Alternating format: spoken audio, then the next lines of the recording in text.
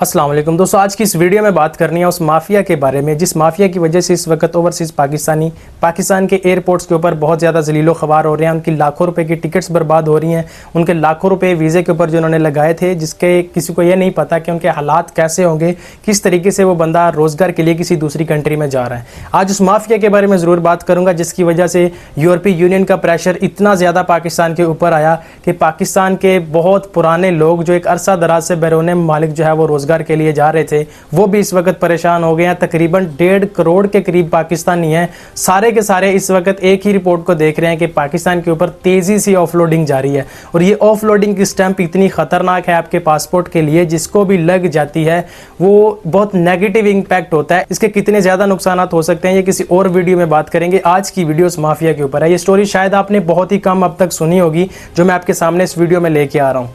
FIA के ऊपर बहुत सारे लोग तनकीद कर रहे हैं कि ये सारा मामला पैसे का है, जो पैसे देता है उसको जाने दिया जाता है, जो पैसे नहीं देता उसको रोक लेते हैं, अपलोड कर देते हैं। बहुत सारी तस्वीरें, बहुत सारी वीडियोस भी लोग शेयर करते हैं, लेकिन इसके ऊपर हमें बात नहीं करनी क्योंकि FIA ने एक अच्छा इकदाम कुछ महीने पहले भी किया था, अभी भी सख्ती किया। कुछ महीने पहले FIA ने एयरपोर्ट का जो स्टाफ था उसको तब्दील किया था, यानी जो लाहौर का था उसको कराची में, जो कराची का था उसको लाहौर में, किसी को मुल्तान में, किसी को स्कर्दो में, इस तरीके से उनके ट्रांसफर्स हुए थे।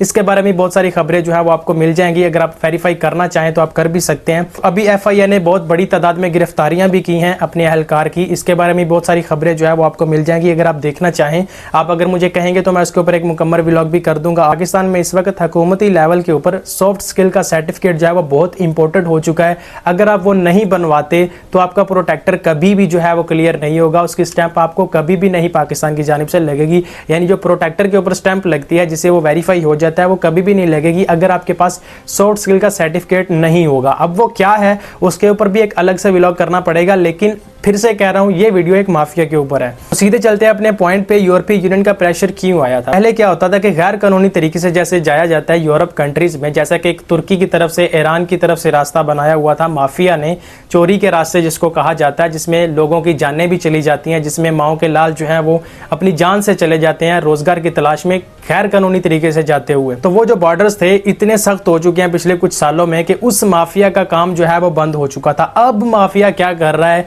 वो वाला जो डंकी लगवाया करता था, जो यूरोप में पहुंचाया करता था लोगों को, अब एक नया रास्ता इख्तियार हुआ है। आप में बहुत सारे जो समझदार लोग हैं वो इस बात को समझ भी जाएंगे जल्दी। मैं आपको एक छोटी सी बात बता देता हूं कि जो खबर मैंने वेरीफाई खुद भी किया, लेकिन हुकूमती लेवल के ऊपर उसके ऊपर जो है वो अंडरग्राउंड ही काम हो रहा है, क्योंकि ऐसे काम जो है वो डिक्लेयर करके नहीं होते।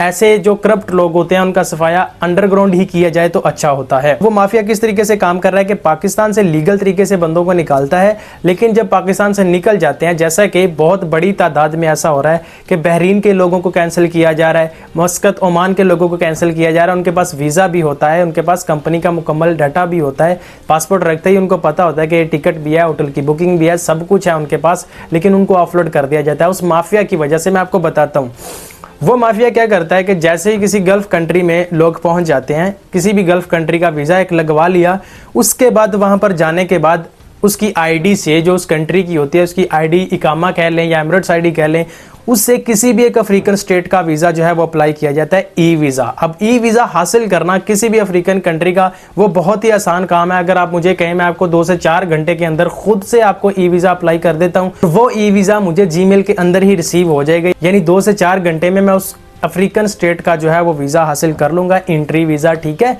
यानी पाकिस्तान से लीगल तरीके से निकल गए, आगे से किसी अफ्रीकन स्टेट में पहुंच गए, जो कमज़ोर स्टेट होती है जहां से आगे डंकी लगाना आसान है यूरोप की। वो एक माफिया का मुकम्मल प्रोसेस है कि पाकिस्तान से लीगल तरीके से निकालो, अरब कंट्रीज़ में बिठाओ, या अजरबैजान, बहुत ज़्यादा नाम आ रहा है अजरबैजान का, कि अजरबैजान का वीज़ा लगता है, वहाँ से आगे यूरोप में जो है वो लोगों की शिफ्टिंग होती है, यूरोप की डंकी जो है वो वहाँ से लगाई जाती है।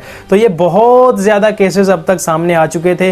तो FIA क्या कर रही है, जिसके ऊपर थोड़ा सा भी डाउट लगता है उनको, जिसको अपनी मुकम्मल वीज़ा की नॉलेज नहीं होती, जिसको अपने काम के बारे में मुकम्मल नॉलेज नहीं होती, FIA का एहलकार उसको साइड पे कर देता है। हालांकि ये बात ठीक है कि ये कोई कानून नहीं है, अगर एक बंदे के पास वीज़ा मौजूद मौजूद है, अगर एक बंदे के पास टिकट मौजूद है, तो FIA वाले क्या कर सकते हैं, उसके लिए उसका जो काम है उसके लिए उन्होंने एक सॉफ्ट स्किल का जो है वो तरीका निकाला है कि इसके पास जो है वो सॉफ्ट स्किल का सर्टिफिकेट होना लाजिम है, ताकि हमें पता हो और आगे जिस कंट्री में जाएगा उनके पास भी ये रिकॉर्ड मौजूद हो कि ये बंदा पाकिस्तान में वाकई एक स्किल्ड वर्कर है जिसकी वजह से वो यहाँ पर पहुंचा है। ठीक है, तो हो सकता है कि लोग ये सॉफ्ट स्किल का सर्टिफिकेट हासिल करने के बाद भी आगे यही काम करें, लेकिन पाकिस्तान अपनी इमेज बेहतर करने के लिए ये एक कोशिश कर रहा है कि हम अपने लोगों की इमेज को दूसरों के सामने बेहतर करें। तो ये एक माफिया जो था डेंकी वाला, अब ये नए रास्ते इख्तियार कर रहा है। बहुत बड़ी तादाद में अजरबैजान का नाम आ रहा था और कुछ गल्फ कंट्रीज हैं वहां का नाम आ रहा था, वहां से एंट्री वीजा किसी भी कमजोर अफ्रीकन स्टेट का जो है वो हासिल कर लिया जाता है। हासिल करने के बाद वहां से आगे की डेंकी जो है वो लगाना उनके लिए आसान हो जाती है। तो इस माफिया की वजह से यूरोपीय यूनियन का जो है वो प्रेशर आ गया था पाकिस्तान के ऊपर, जिसकी वजह से पाकिस्तान को अपने ओवरसीज पाकिस्तानियों के ऊपर सख्ती करनी पड़ी। और ये एक तरीके से ठीक भी है। मैं आपको ये बता दूं, ऐसा नहीं है कि सबको ही ऑफलोड किया जाता है। जितनी बड़ी तादाद में आप लोग ऑफलोडिंग देख रहे हैं ना, हर उस शख्स से बात करके देखे जिसको ऑफलोड कर दिया जाएगा, तो वो अपने वीजा के मुतालिक सही तरीके से बात नहीं कर सका। FIA के ऑफिसर के साथ जो इमिग्रेशन वाले उसको रोक लेते हैं उसकी वेरीफाई करने के लिए इंफॉर्मेशन के इसको अपने बारे में क्या पता है। तो इसीलिए मैंने एक व्लॉग किया था कि आप लोगों को अपने वीजा के मुतालिक मुकम्मल चीजें पता होनी चाहिए। आप लोग कभी भी एजेंट का नाम मत लें, आप अपने काम के बारे में मुकम्मल मालूमात हासिल करें, अपने वीजा के बारे में मुकम्मल मालूमात हासिल करें। जब तक आप अपनी मुकम्मल मालूमात हासिल नहीं करेंगे, आपके जवाबात जो हैं उसके सामने दुरुस्त नहीं होंगे। जाहिर सी बात है, इंटरनेशनल ट्रैवल कर रहे हो, अगर एग्जाम्पल के तौर पे आप किसी अमेरिकन स्टेट का वीजा हासिल करते हो तो वो सिर्फ एक इंटरव्यू के बिना के ऊपर आपको मिल जाता है। उसकी फीस ज्यादा नहीं होती, ज्यादा से ज्यादा $500 से $1000 मुकम्मल उसका खर्च नहीं आता वीजा का, लेकिन वो सिर्फ एक इंटरव्यू से, सिर्फ इंफॉर्मेशन से, सिर्फ उसके माइंड सेट से ही उसको वीजा देते हैं। तो पाकिस्तान भी अगर ऐसा कर रहा है तो पाकिस्तान कोई बुरी चीज नहीं कर रहा। आपको इस चीज का खास तौर पर ख्याल रखना चाहिए। पाकिस्तान अपने लोगों की बेहतरी के लिए ही ये कदम उठा रहा है। उम्मीद करता हूं आप समझ गए होंगे। जितने भी नए लोग जाना चाह रहे हैं उनको मुकम्मल इंफॉर्मेशन होनी चाहिए, और नए जाने वाले जितने भी लोग हैं उनकी जो एयर टिकट है आपको वो वाली करवानी चाहिए। 150 दिरहम वो जो है वो महंगी होती है, उनको वो वाली अपनी एयर टिकट करवानी चाहिए जो वो दोबारा से भी रीन्यू करवा सकें। ऐसी टिकट्स आपको मिल जाएंगी। आप अपने एजेंट से या जिससे भी ट्रैवल एजेंसी से आप बात करते हैं अपनी टिकट के लिए, उससे अपनी जो है वो टिकट वो वाली खरीद लें जो आप दोबारा से इस्तेमाल कर सकें। अल्लाह आपको अपनी हिफाजत में रखें। मिलता हूँ आपसे नेक्स्ट वीडियो में, तब तक के लिए अल्लाह हाफिज।